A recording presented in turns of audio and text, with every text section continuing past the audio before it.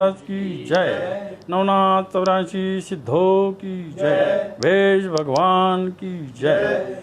बाबा गुरु मौली योग्यानंदनाथ जी महाराज की जय। बाबा मसनाथ जी महाराज की जय। सब संतन की जय। आज गुरु पूर्णिमा का बहुत ही महत्व का दिन है। आज के इस प्रसंग में गुरु और शिष्य का मिलन होता है। गुरु शिष्य का मिलन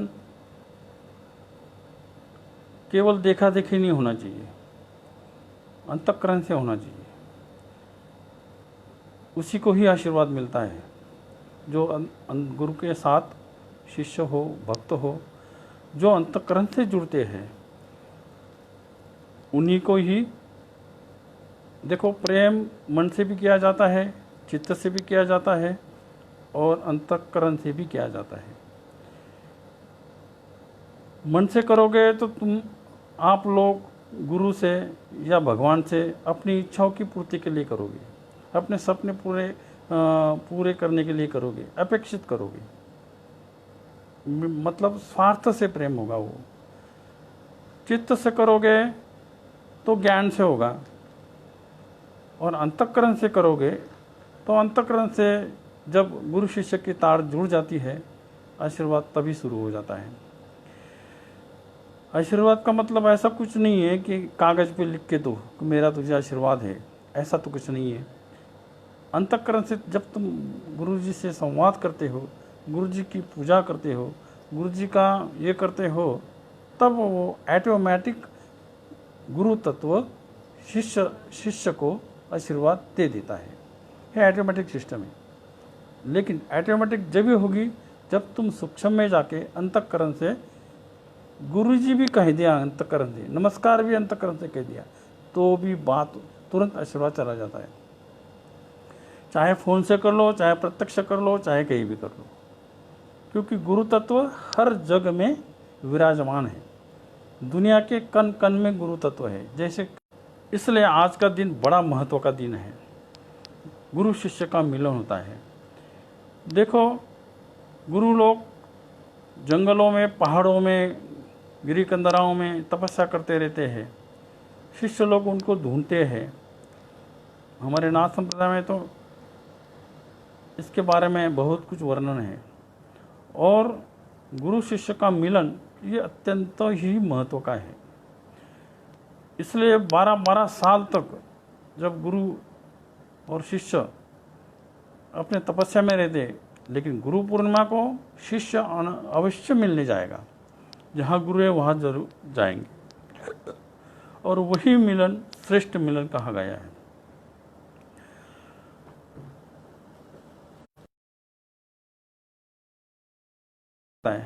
गुरु शिष्य परमात्मा की जोड़ दी है प्रीत। गुरु शिष्य की परमात्मा से प्रीत कर देता है। प्रीत का मतलब प्रेम। प्रेम ये कॉमन शब्द है।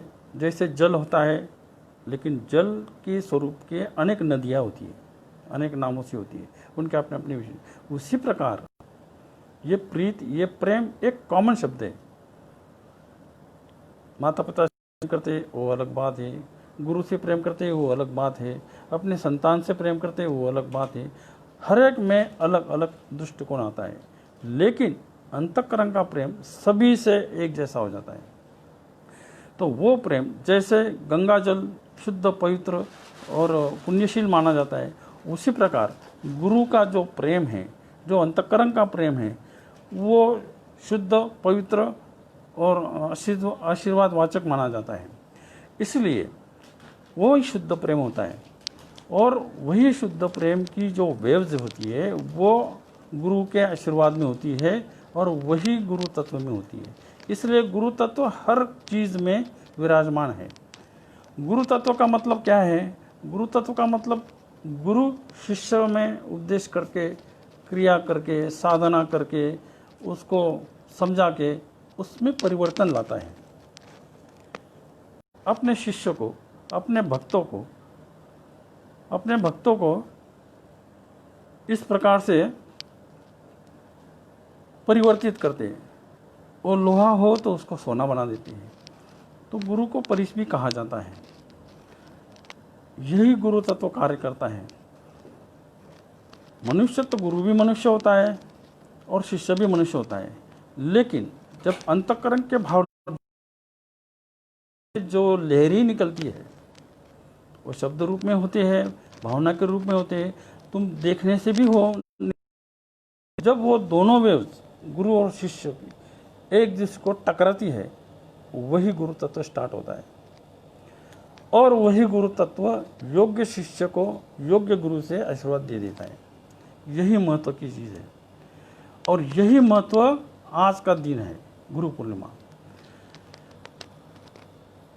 बोल गुरु गोरक्षनाथ जी महाराज की जय। ओम गुरुर्ब्रह्मा गुरुर्विष्णु गुरुर्देवो महेश्वरा गुरुर् साक्षात् परब्रह्म तस्मै श्री गुरुवे नमः। ध्यानमूलम् सत्यं सत्यं देवं निरंजनम गुरुर्वाक्यं सदा सत्यं सत्यम एकं परम पदम। हरि ओम। गुरु जी, गुरु मौली योगी आनंदनाथ जी महाराज की जय। अभी आपको जो भी पूछना है आप पूछ सकते हो। बोलिए बाबा योगी गुरु विलासनाथ जी महाराज की जय। श्रीनाथ जी गुरु जी को आदेश आदेश आदेश। गुरु जी, आज आपके सभी शिष्यों, भक्तों और जिज्ञासुओं की तरफ से कुछ जिज्ञासाएं लेके मैं आपके सामने उपस्थित हुआ हूँ गुरु अवसर पर। तो मैं चाहूँगा कि उन सभी विषयों पे आप मार्गदर्शन प्रदान करें। सबसे पहले तो गुरु पूर्णिमा के इस पावन पर्व के संदर्भ में अगर आप कुछ प्रकाश डालना चाहें। गुरु मंत्र जप को पूछ ले, फिर जप ले लेंगे, फिर क्वेश्चन स्टार्ट होंगे।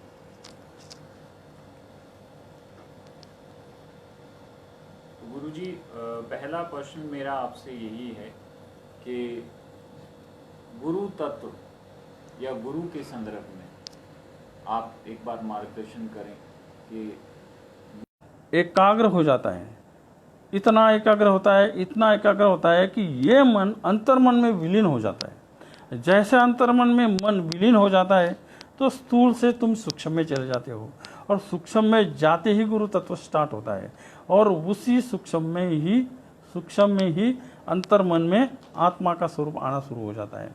और फिर जैसे जैसे आत्मा स्वरूप का आपका दर्शन होता है और जैसे गुरु मंत्र से आप जप करते हो, क्या गुरु मंत्र का जब गुरु तो जब भी मंत्र प्रभावी होने के लिए जो गुरु शिष्य को मंत्र देते शब्द, नाथ संप्रदाय में गुरु शब्द को बड़ा महत्व है, गुरु शब्द को ही माना जाता है।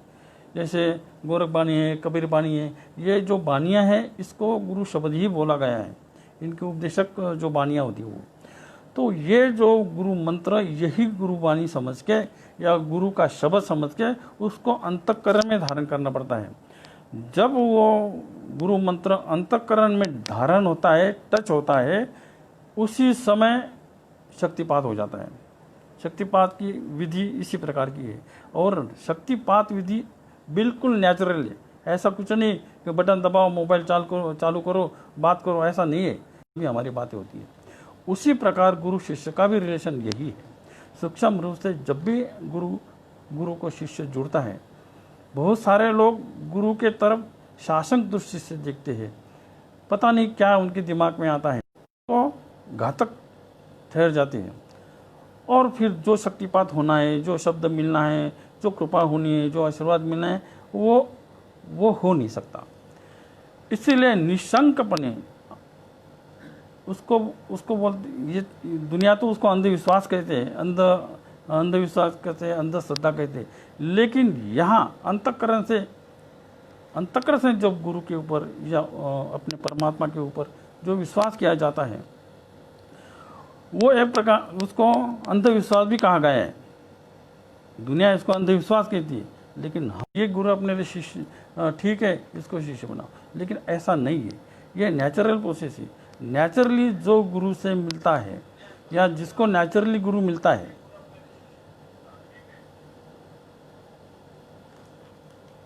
तो उस गुरु से ही आप दीक्षा लेना चाहिए। बहुत सारे शिष्य लोग असली गुरु ढूंढने के लिए निकलते हैं, बहुत सारे बड़े बड़े संतों को मिलते हैं, उनको सवाल पूछते हैं, पता नहीं क्या इंटरव्यूज़ ले रहे थे गुरु क्यों। और लेकिन ये सब कैसा होता है, ये स्थूल रूप में, स्थूल मन से, स्थूल चित्त से होने के कारण उनको गुरु की असलियत पता नहीं चलती। और गुरु की असलियत शिष्य को पता जब चलेगी जब वो उनको पूर्ण समर्पित हो जाएगा, उसके बिना वो गुरु को समझ नहीं सकता।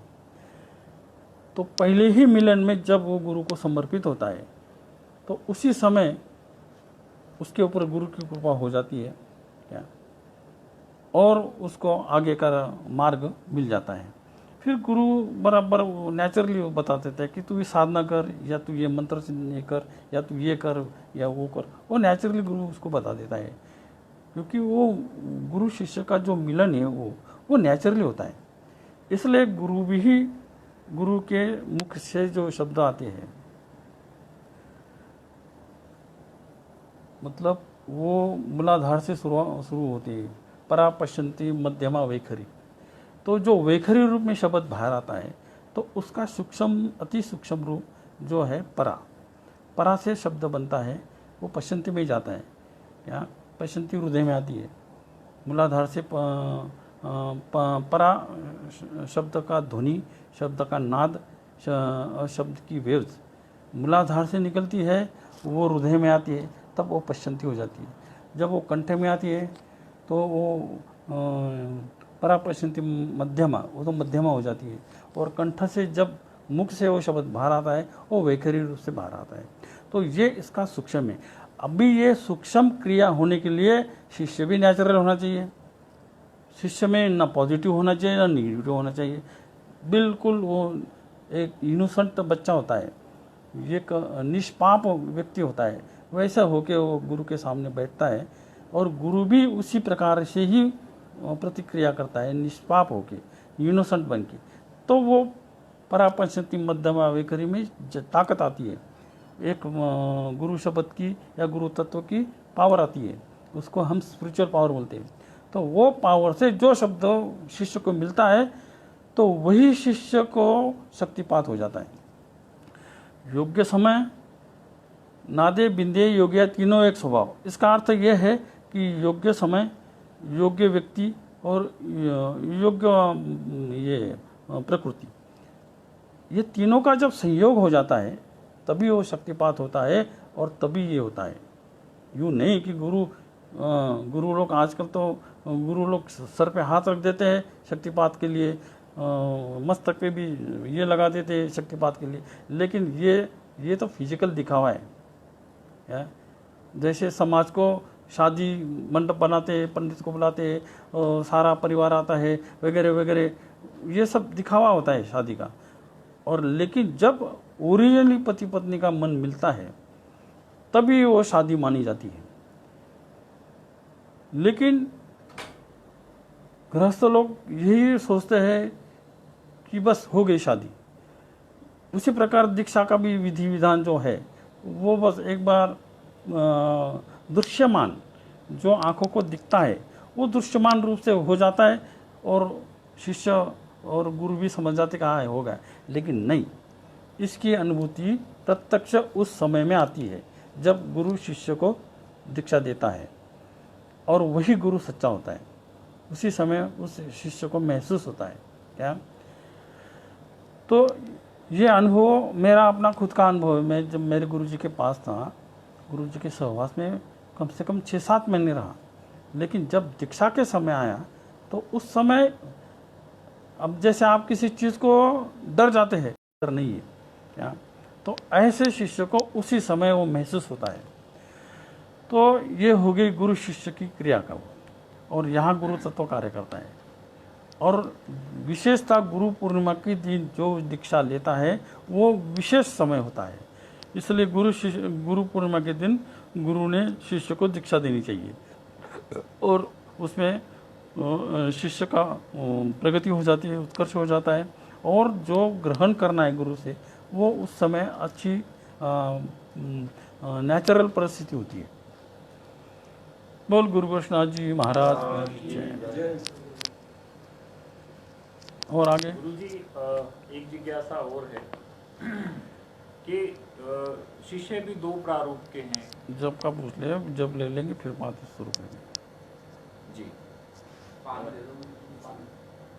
तो गुरुजी अगर गुरु मंत्र के जप के संदर्भ में हम बात करें तो उसका जीवन में क्या प्रभाव है, ये साधक को किस तरीके से लाभान्वित करता है? हाँ, अभी अभी हमने गुरु शब्द के बारे में बताया। गुरु मंत्र देता है, ये गुरु शब्द ही है। क्या जब वो अंतःकरण से शिष्य धारण करता है तो उसको गुरु विधि बताते हैं कि भाई इसका रोज जप क्या कर।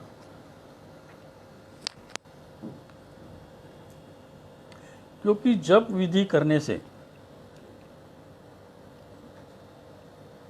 गुरु लोग उनको मार्गदर्शन के हिसाब से बता देते हैं कि सुबह सूर्योदय के समय आधा घंटा पहले बैठना है और आधा घंटा बाद में, सूर्योदय होने के बाद में आसन छोड़ना है। कम से कम 1-1.25 घंटा तो गुरु मंत्र का जाप 1.25 महीना करना है। उसमें ऐसा है, प्रकृति में जब सूर्योदय उदय होता है तो पृथ्वी का ग्रेविटेशनल फोर्स हमारी कुंडली मन में प्रवेश करना चाहिए। तो गुरु शब्द का अंतर मन में प्रवेश होते ही अंतःकरण जागरूक होता है और उसको आत्मदर्शन हो जाता है। लेकिन इसके लिए स्वयं ये हर शिष्य के शरीर, आचरण और उसके स्वभाव गुण विशेष के ऊपर ही निर्भर होता है। जैसे कुंडली में हम देखते हैं राक्षस गण है, देवगण है और क्या मनुष्य गण है। तो जिसका राक्षस गण है उसको ज़्यादा प्रैक्टिस होती है, क्योंकि राक्षस गण से उसको मनुष्य गण में आना पड़ता है, मनुष्य गण से फिर वो देवगण में आता है। जब वो देवगण में आ जाता है क्रिया करते समय, ये ताकत गुरु में होती है।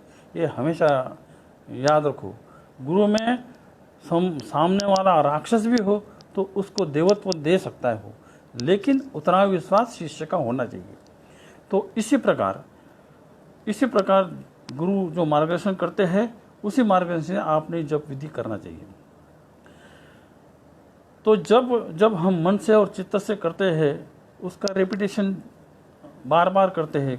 कोई 108 बार करता है, कोई 1008 बार करता है, कोई 1.25 घंटा करता है, कोई 2-2 घंटा का है। तो जितना जाप करोगे मन जापमय हो जाए, मन गुरु शब्द के शब्दमय हो जाए, जब इस प्रकार सा मन का परिवर्तन होके वो अंतर मन में घुस जाता है। मन और आत्मा, इसकी मिडिल स्टेट, मध्य स्टेट होती है अंतरात्मा, अंतःकरण या सूक्ष्म मन या तो इस प्रकार से जब गुरु मंत्र पूर्ण मनमय हो जाता है, चित्तमय हो जाता है, तो मन में और चित्त में और कोई विकार आते नहीं और वो सीधे अंतःकरण में चले जाते हैं। अंतःकरण में जाने के बाद फिर उसका जप और भी अंतःकरण से जप होना शुरू हो जाता है। जैसे जैसे अंतःकरण में जप हो जाता है वो जप ज़्यादा मैच्योर हो जाता है, परिपक्व हो जाता है। हो सकता है उसके लिए उसको 1 महीना भी लग सकता है, 1 साल भी लग सकता है, 12 साल भी लग सकते हैं। जब वो अंतःकरण मतलब अंतःकरण अंतरात्मा में प्रवेश करता है तब उसको साक्षात्कार हो जाता है। जब गुरु मंत्र से उसको आत्मा साक्षात्कार होता है तो उस समय उसको ज्ञान हो जाता है। यही परिवर्तन गुरु शिष्य में लाता है। इसलिए अभी मैं गुरु मंत्र का जाप करूँगा सभी शिष्यगणों को और सभी भक्तगणों को, जितने भी नाथ परिवार से जुड़े हुए हैं सभी को मैं यही कहता हूँ कि 108 बार गुरु मंत्र का जाप कर लेंगे और उसके बाद फिर आगे के सवाल कर लेंगे। ठीक है। बोल गुरु गोरक्षनाथ जी महाराज की। अभी मैं जब शुरू करूँगा तो आप मेरे पीछे भी जप करना है जैसे मैं बोलता हूँ। ठीक है।